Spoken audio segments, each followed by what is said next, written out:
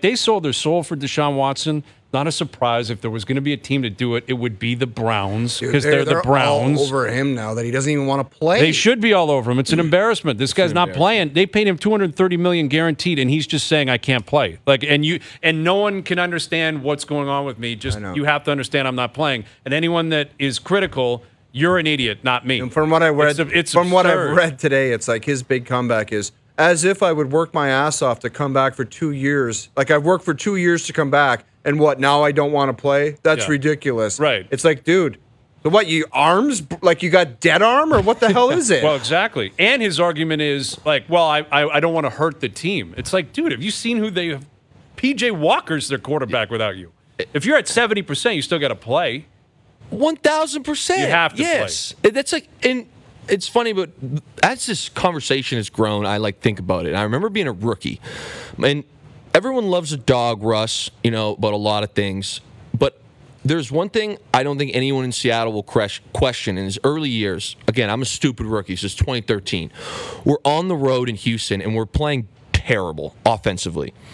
We ended up winning this game in overtime, but there was like a fourth down we needed to convert. I remember being in the huddle, and Russ walked in, and it was like this man was frothing at the mouth. His eyes looked possessed, and I remember sitting there thinking, like, this ain't college no more. Like, this guy is on a mission, and no matter what happens, he's going to find a way here. And he did. It was some wild scramble. I think we needed 2. He got 3.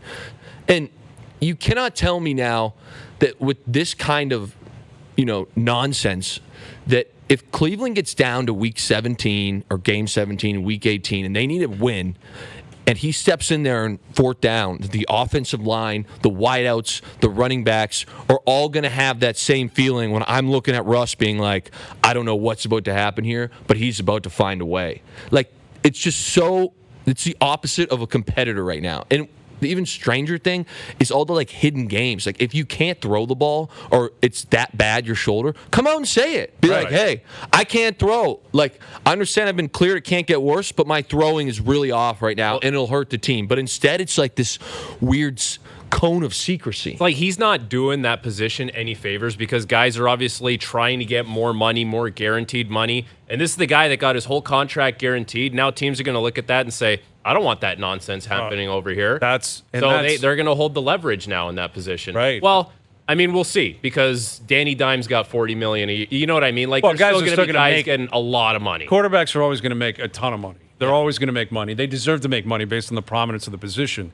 But it's more like the nature of the league. You can speak to it, Luke. Is like the owners have always been like, we got to give this guy a reason to play. Yeah. He's got to continue to feel like he's got to show up to chase more guarantees. And Watson is now an example, whether it's fair or not, accurate or inaccurate. Yes. Is if you give this guy everything guaranteed, he might say, I don't have to play, or I don't want to play, and I'm not going to play. And again, that may be a completely bogus argument and completely unfair to every other player in the NFL, but he's the first guy to get this amount of money fully guaranteed, and now he's into his first full season basically, and he's like, I'm not playing. That's not, and as a guy who's been in a NFL locker room for a large amount of time, not a bogus argument at all, because I promise you every single owner in the league is looking at that and saying exactly what you just said. Like, if we ever do get to the point where someone's demanding to be fully guaranteed, it will be the wildest background check. They'll be calling anyone and everyone to find out, if something like this could potentially happen. Because, again, and with these quarterbacks, which makes it worse, is the money is so big, it kills your team salary cap-wise. And I know he's not the hottest topic on conversation in the NFL right now, but, you look at Brock Purdy, you're going to start seeing – I promise you, in the next 5 years, you'll start seeing teams go that direction. Let's draft a game manager and load up everywhere else.